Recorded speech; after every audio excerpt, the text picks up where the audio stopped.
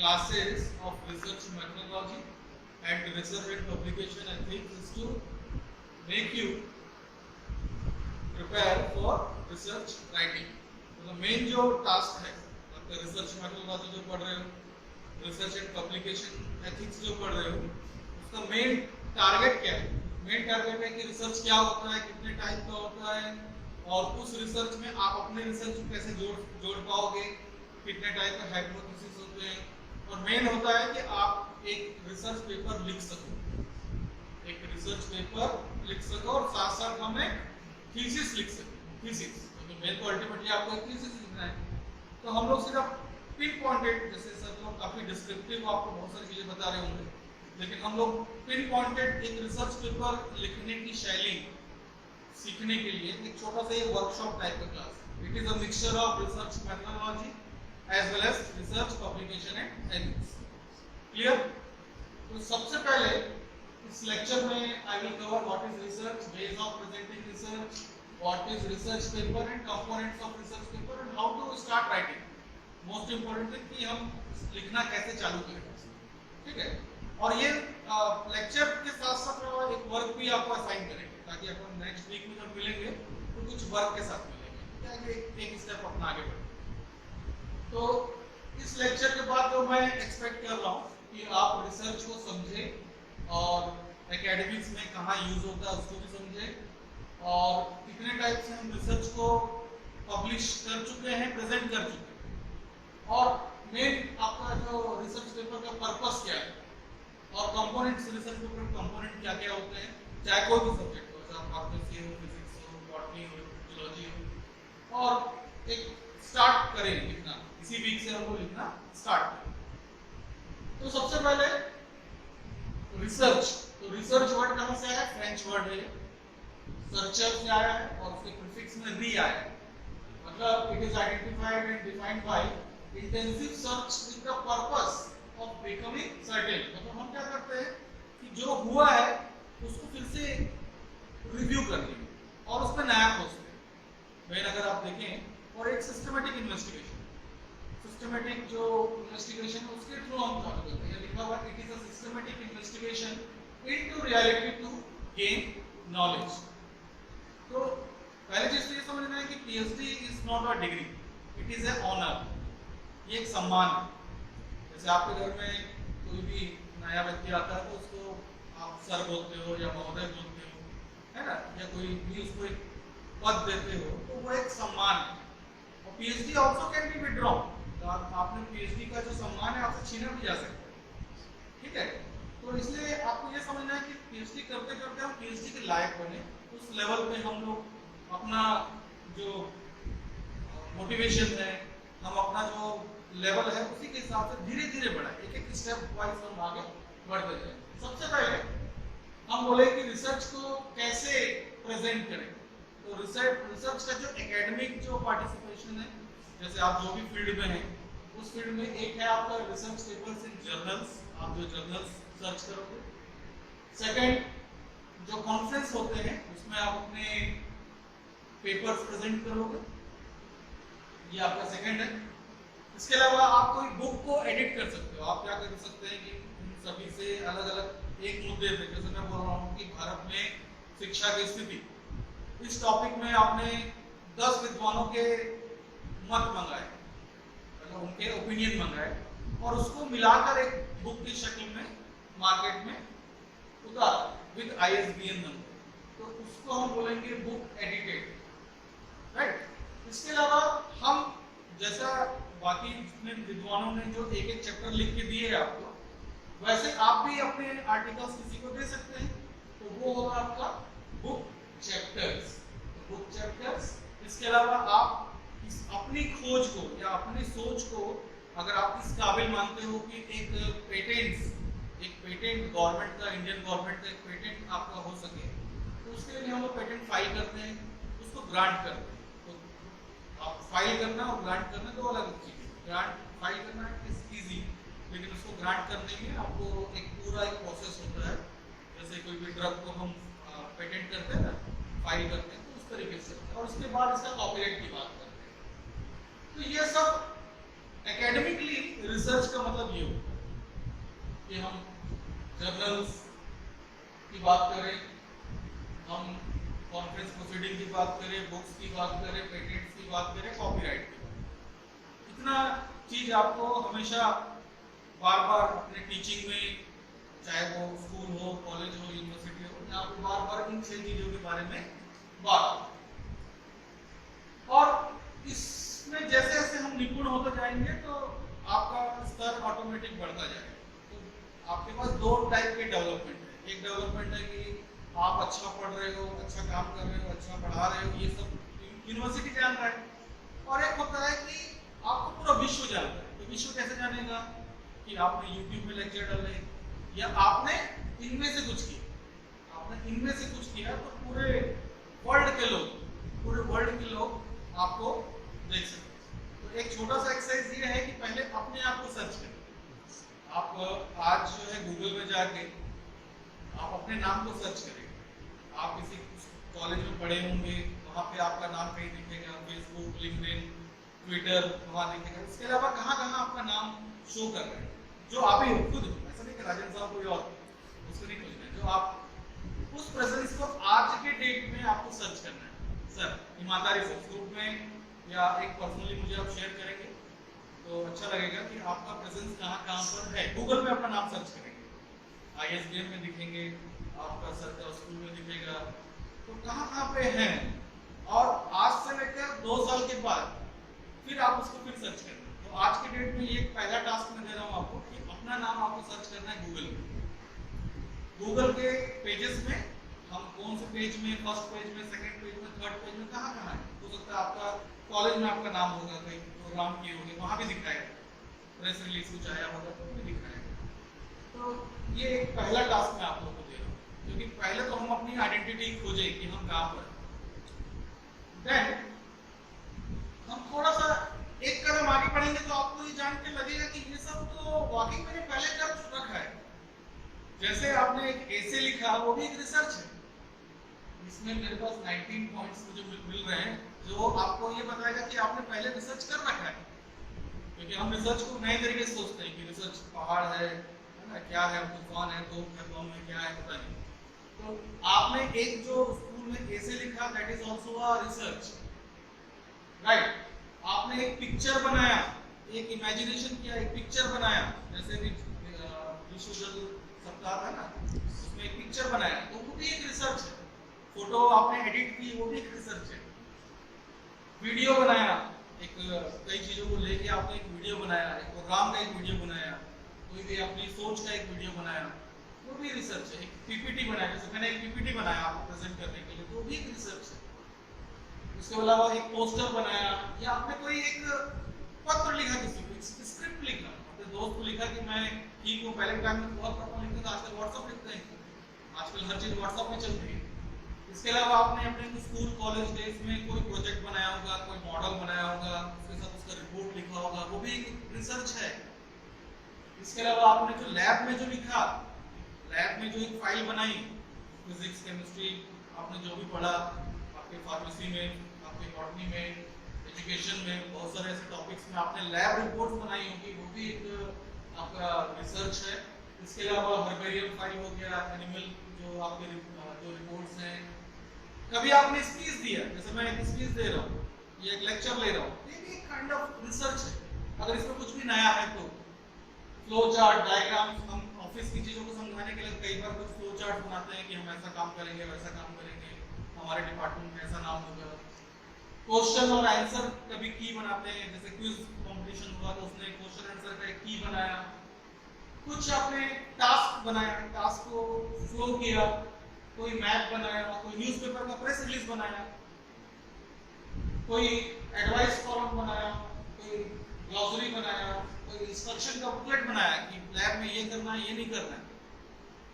और कभी आपने किसी काम के लिए बुकमार्क बनाया कि हाँ भाई ये सब चीजें। तो इसमें से कितनी सारी चीजें आप लोग कर चुके हैं? मेरे ख्याल से सभी ने 10 से ऊपर चीजें कर चुके हैं। तो इसका मतलब ये है कि आप लोग नए नहीं हैं, यू आर नॉट न्यू। हम बस समझना नहीं चाह रहे हैं कि आपने जो किया रिसर्च किया। Are you getting my point? कि आपने इसमें से कम 50% से ऊपर की चीजें, जैसे आप टाइम टेबल बना रहे हो, भी रिसर्च है। इसमें से 50% से ऊपर चीजें आप रोजमर्रा करते हो, but even you don't know कि वो रिसर्च है। कहीं ना कहीं आपने पार्टिसिपेट किया, राइट? तो पहले तो आपको ये समझ लेना है कि research is not new for me. Research मेरे लिए नया नहीं है। और रिसर्च पेपर क्या है? ये रिसर्च पेपर की बात आ रही है जब हम लोग थीसिस की बात करते हैं, तो रिसर्च पेपर क्या है? रिसर्च पेपर एक एसे है। क्या है? Research paper is an essay in which, essay देखो, एसे आपने लिखा है, गाय ग्रेस्टो लिखी है, वेंडर ऑफ साइंस लिखा है, महात्मा गांधी लिखा है, वैसा ही कोई एसे है in which you explain what you have learned after exploring your topic in depth. आपने उस टॉपिक को समझकर डेप्थ में जाकर उसको जो एक्सप्लोर किया है, सर अभी पढ़ा रहे थे एक्सप्लोर करना, एक्सप्लोर किया उसको हम क्या बोलते हैं? Research paper. In research paper you include information from sources, जो भी information, sources, books, articles, interviews और इंटरनेट साइट्स, सबको अपने ओपिनियन, कुछ भी आप नया तो नहीं लाए, लेकिन आप उन सबको समरी बनाकर, इन सब की समरी बनाकर अपने शब्दों में उसको क्या किया? एक रिपोर्ट बनाया। ठीक है? अब देखो टास्क यही है कि हमको ये सब इंफॉर्मेशन को लेके, जैसे मैंने पढ़ाया, सर ने पढ़ाया और एक सर ने पढ़ाया, इन सबका इंफॉर्मेशन जब आप कॉपी में अपने नोट्स जब बनाओगे तो उन सबका समावेश हो, राइट? अब ये तो समझ में आ गया कि रिसर्च पेपर क्या है। क्लियर है? रिसर्च पेपर क्या है और रिसर्च क्या है, समझा पा रहा हूं? रिसर्च पेपर और रिसर्च। अब थोड़ा सा हम आगे जाते हैं, जहां जिसका मकसद हम लेके आए वो है रिसर्च पेपर को बनाना। तो रिसर्च पेपर को बनाने के लिए हमको सबसे पहले एक टाइटल चाहिए। एक टाइटल, कोई भी टाइटल, माध्यमिक स्कूल में बच्चों की विज्ञान के प्रति रुचि का आकलन का विश्लेषण, राइट? कोई वैसा टॉपिक हो सकता है। आपने किसी प्लांट में कोई ड्रग का यूज किया तो उसमें क्या चेंजेस आए, effect of drug on aquatic plants, particular drug लेते, तो वो आपका टाइटल है। उसके बाद हम बात करते हैं एब्स्ट्रैक्ट की। एब्स्ट्रैक्ट मतलब क्या होता है? एक समरी होती है।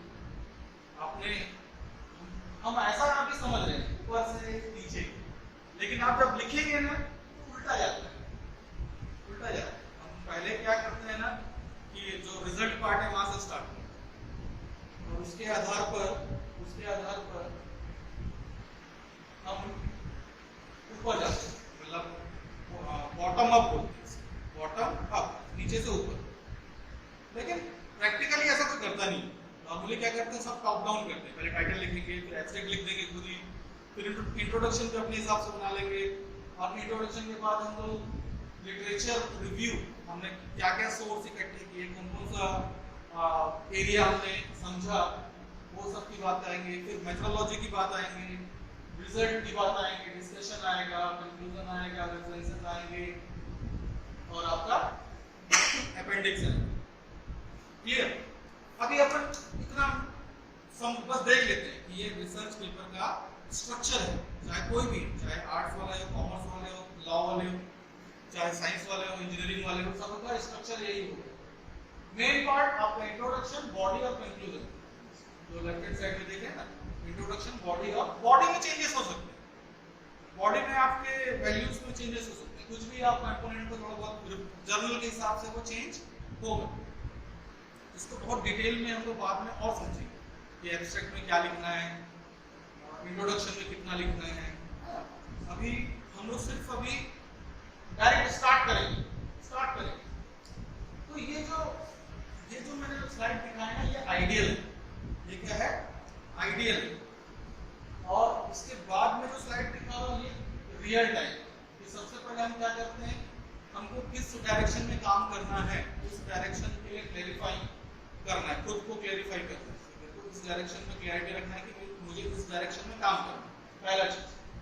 फिर मुझे टाइम फ्रेम भी करना है कि मुझे कितने टाइम में आर्टिकल लिख लें, क्योंकि टाइम मैनेजमेंट नहीं होगा तो हम 3 साल बाद भी वहीं पे होंगे, 5 साल बाद भी वहीं होंगे, क्योंकि मेन पीएचडी स्कॉलर के साथ जो दिक्कत आता है वो टाइम मैनेजमेंट है।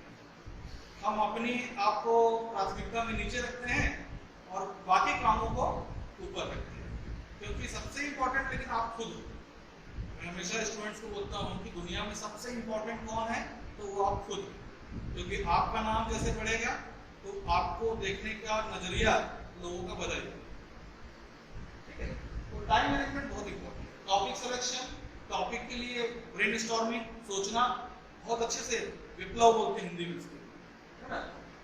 लैब विजिट, सोर्स आइडेंटिफाई करना, उसको सर्वे करना, टॉपिक पे फोकस करना, आर्टिकल पढ़ना, थीसिस का एक आउटलाइन बनाना, ड्राफ्ट बनाना, रिवाइज करना, और हेल्प, जो सोर्सेज का जो हेल्प है उसको मेंटेन करना। इतने सारे कंपोनेंट, ये कंपोनेंट आपको कहीं पे 1 बाय 1 ऐसे लिखना नहीं, ये सब ऑटोमेटिक होता जाता है, जब आप करेंगे तो ऑटोमेटिक आएगा। फिर से मैं बोल रहा हूँ कि हम कहाँ पर हैं कि हमको एक टॉपिक लिखना स्टार्ट करते हैं।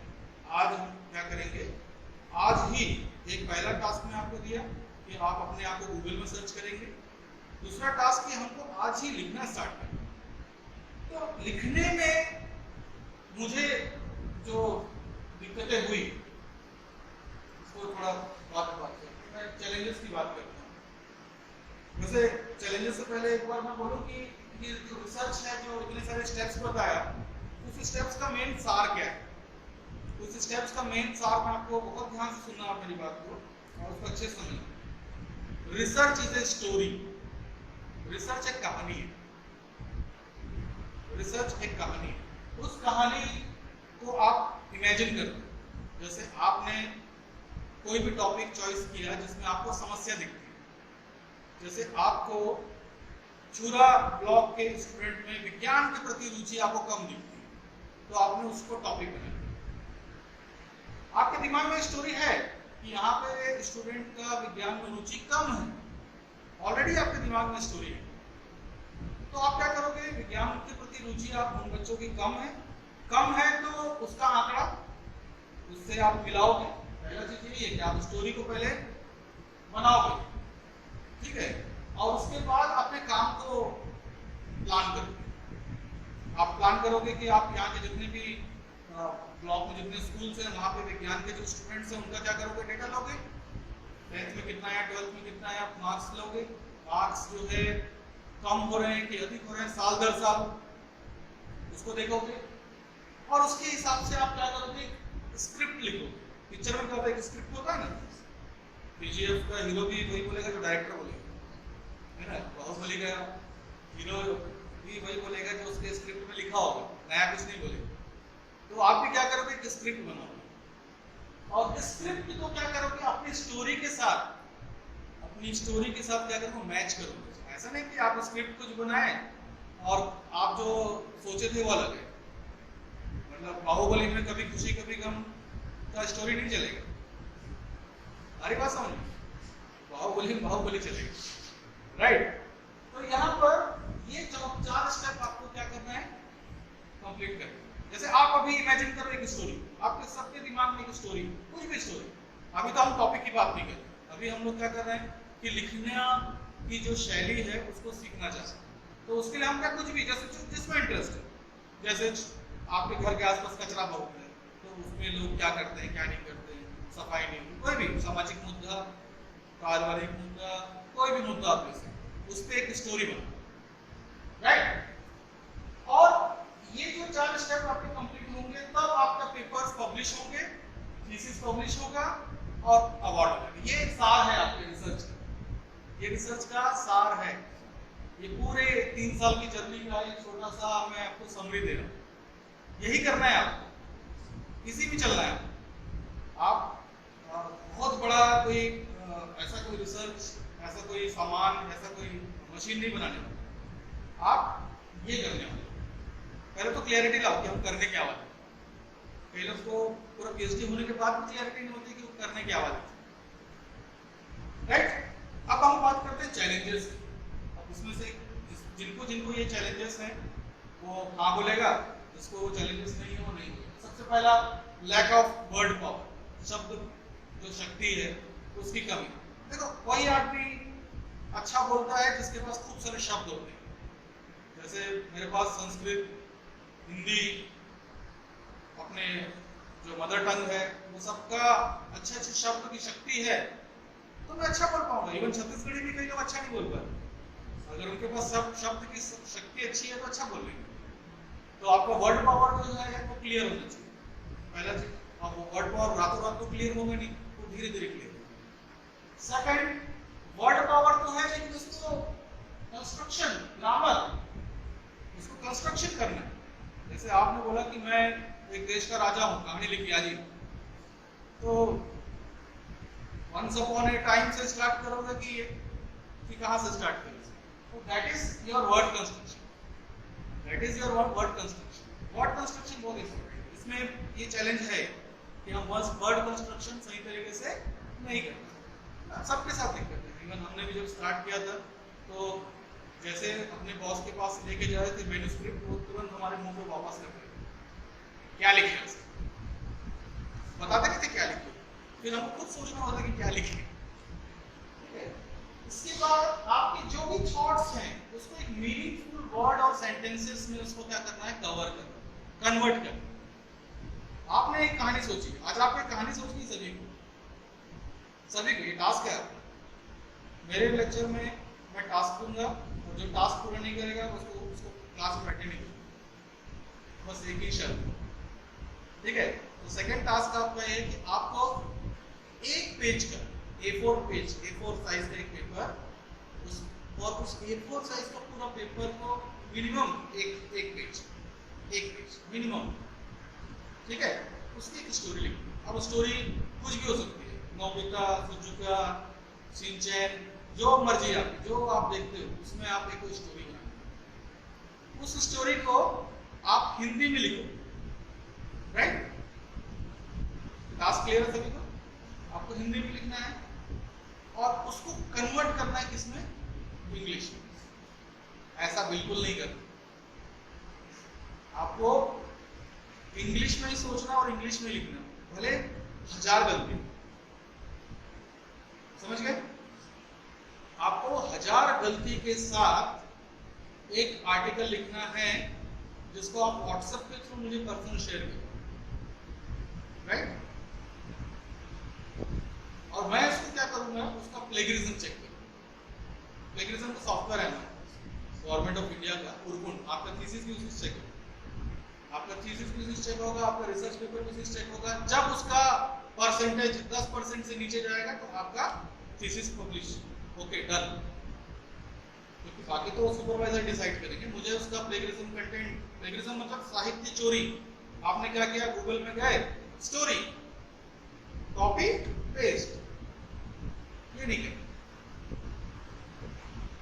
ये नहीं करना। आपको अपने ओन वर्ड्स में देखो, सीखना है हाँ कि नहीं, एकदम क्लियर हो जाए, सीखना है कि नहीं, एक बार हो जाए। रामधारा के कृष्ण धारा एक तरफ हो, दोनों नहीं चलेंगे। ठीक है, सीखना है तो ये टास्क आपको करना है। पूरा हफ्ता टाइम दे रहा हूं, आप एक पेज, बोले एक लाइन एक दिन लिखना, 2 लाइन लिखना, 3 लाइन लिखना। एक हफ्ते से पहले, मतलब ये सब अगला संडे आने से पहले मेरे पास आपके प्लेगरिज्म रिपोर्ट्स आ जाने चाहिए, राइट? और हो सकता है मैं पहले ही शेयर कर दूं तो आप उसको कोरिलेट